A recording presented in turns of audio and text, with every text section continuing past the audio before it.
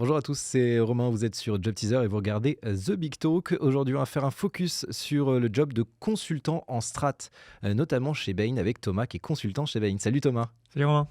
Ravi de t'accueillir sur le plateau de Job Teaser, le plateau de The Big Talk, pour que tu viennes nous présenter un peu ce job de consultant en strat. J'aimerais que tu me le pitches déjà. C'est quoi ce job de consultant ? Ok. Consultant en strat, c'est conseiller des entreprises, surtout des grandes entreprises, dans les moments les plus importants de leur vie. Ok. C'est la redéfinition d'un plan stratégique, l'acquisition d'un concurrent, l'entrée dans un nouveau marché. Ok. Et quand ces entreprises, elles ont des moments comme ça dans leur vie, souvent elles font appel à des consultants et on intervient du coup sur une durée assez courte pour les aider à faire ces choses-là. Ok. Et donc, un consultant en strat, c'est ça.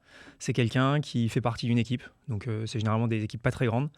Et avec ces équipes, on vient répondre aux questions de nos clients.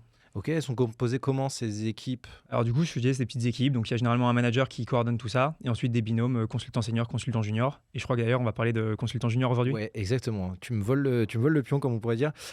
Effectivement, ce que j'aimerais, c'est qu'on essaye d'éclaircir un petit peu c'est quoi les missions clés d'un consultant junior chez Bain. Ok. Un consultant junior, du coup, je disais, il travaille avec un consultant senior. Et à deux, il s'occupe d'un ou plusieurs sujets sur la mission. Ok.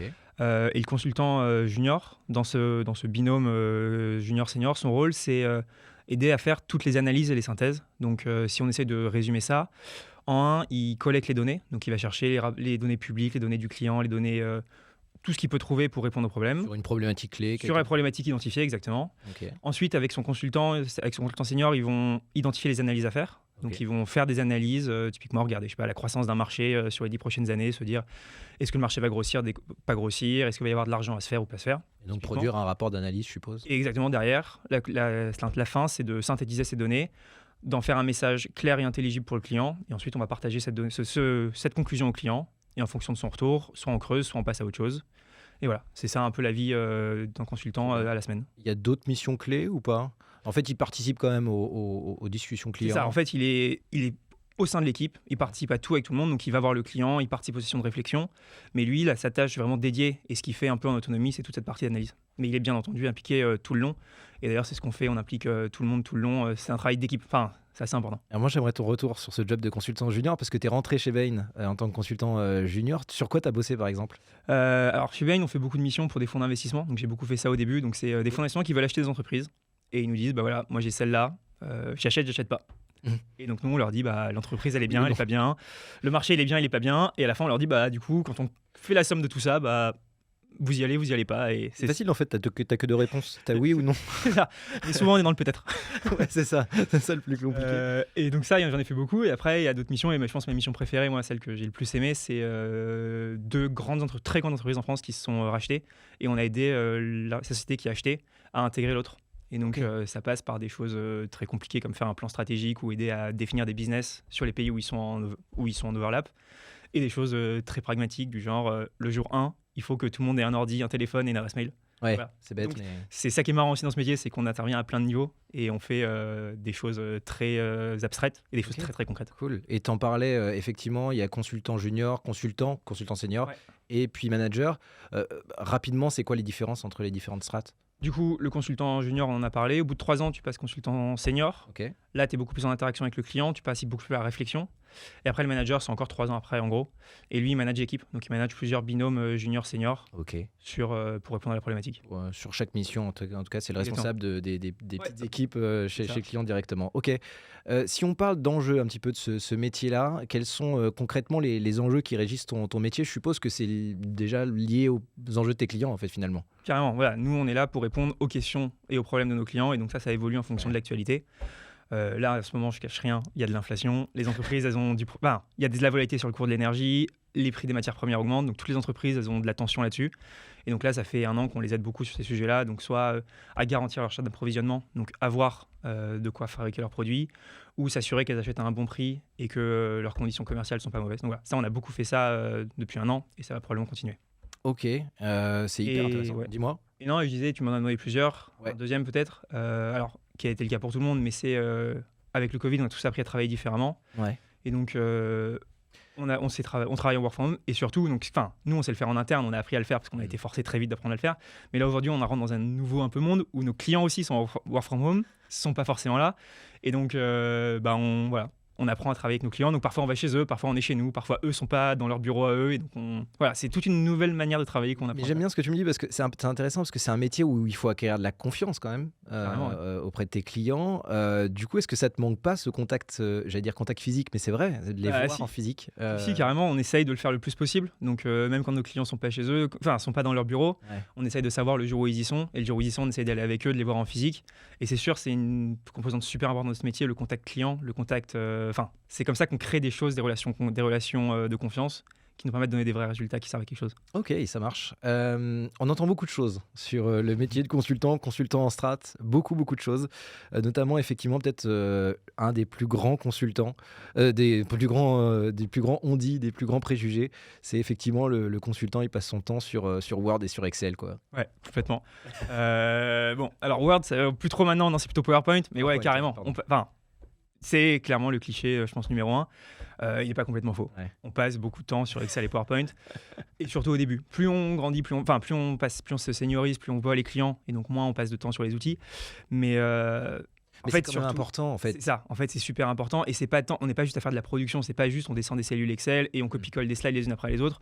C'est l'aboutissement d'un travail. Donc l'Excel, c'est construire une analyse, c'est construire un raisonnement, et le PowerPoint, c'est la manière dont on la retransmet. Et donc en fait, pour 5 minutes de production effective, il y a plein de temps de réflexion avant, et c'est tout ce temps-là qui est intéressant, qui est le plus intéressant, et où on apprend le plus de choses. Et donc, c'est un moyen de concrétiser toute notre réflexion, et donc c'est un super outil, et c'est super important. Il faut voir ça comme un outil des outils de restitution, en fait. Carrément. Parce que tu parlais tout à l'heure, un des enjeux aussi, je suppose que ça doit être d'arriver à faire passer les messages et à faire une analyse hyper complexe, d'arriver à le véhiculer dans un message hyper simple.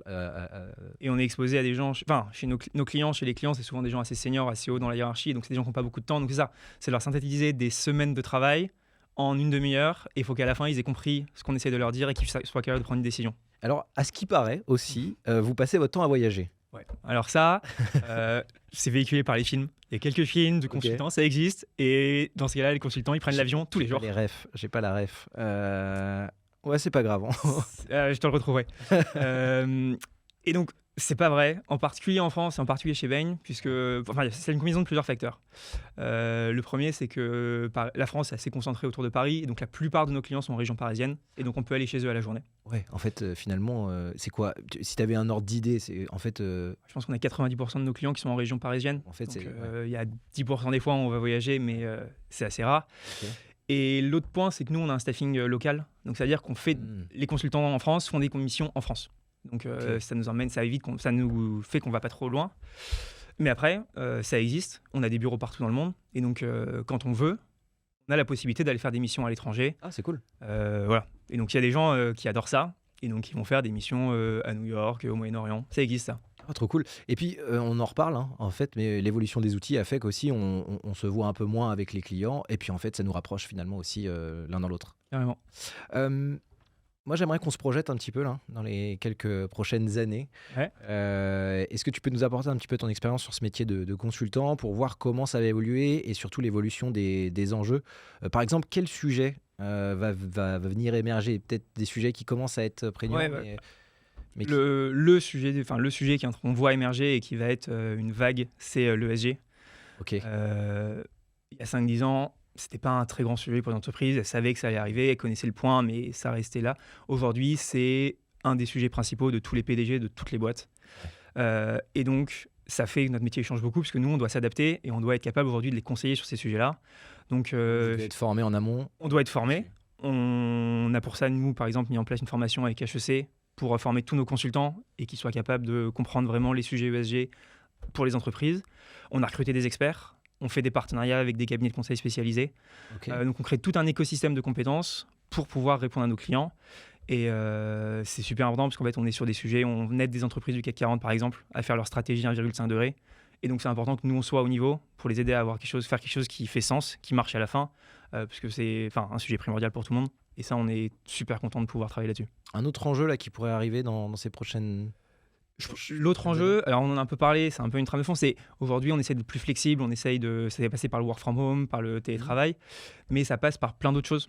On essaye de rendre les parcours, d'aider tout le monde à faire les parcours qui leur correspondent le mieux. Ah. On a par exemple mis en place des parcours experts, donc pour des gens qui au bout d'un moment se rendent compte qu'il y a un sujet qu'ils adorent, sur lequel ils sont super forts, qu'ils ont envie de creuser ça, et ben, ils peuvent faire plus que ce sujet-là, devenir experts par exemple des achats. On en parlait sur l'inflation, des gens qui sont experts des achats et qui font que ces problématiques-là. On essaie aussi de mettre de la flexibilité dans les parcours. Donc, on offre la possibilité de faire des congés sabbatiques, de partir faire un transfert dans un autre bureau à l'étranger, de prendre des congés maths, congés pattes un peu plus longs que dans la loi.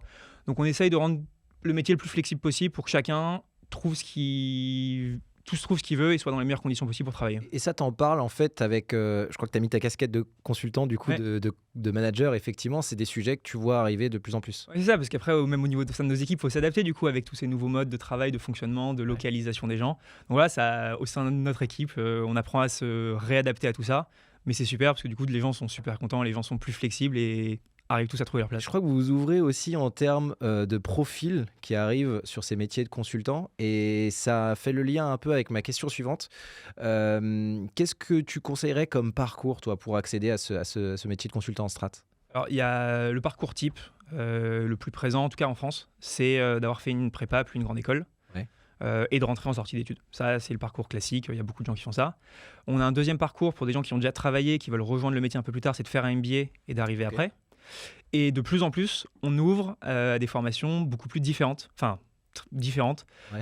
pour apporter d'autres points de vue, d'autres manières de réfléchir, d'autres manières de voir les problématiques. C'est-à-dire? Et donc, par exemple, on a des pharmaciens, on a des avocats, on a des gens qui ont fait des thèses en histoire. Voilà, on a plein de parcours différents et ça, on se rend compte que ça enrichit vachement notre réflexion. Et donc, on pousse ça pour... voilà.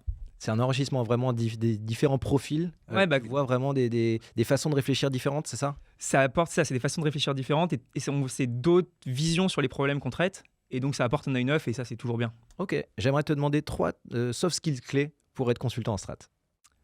Premier, curieux. On change tout le temps de mission, tout le temps de client, tout le temps d'équipe. Et il faut avoir une vraie curiosité ingénue d'aller voir, d'aller découvrir les nouveaux trucs, s'intéresser à plein de sujets différents, toujours être motivé. Et ça, je pense que c'est une des raisons principales pour lesquelles les gens viennent chez Bain. C'est pour changer de milieu, changer d'environnement tout le temps, découvrir plein de choses. Et ça, c'est quelque chose de vraiment stimulant quand t'aimes. Ok. Deuxième top soft skills. Deuxième, analytique. Ok. Forcément, puisque tu es obligé de. On disait, on fait beaucoup d'analyses. Et donc, il y a les analyses quantitatives, donc tout ce qu'on a parlé sur Excel, mais aussi l'analyse qualitative.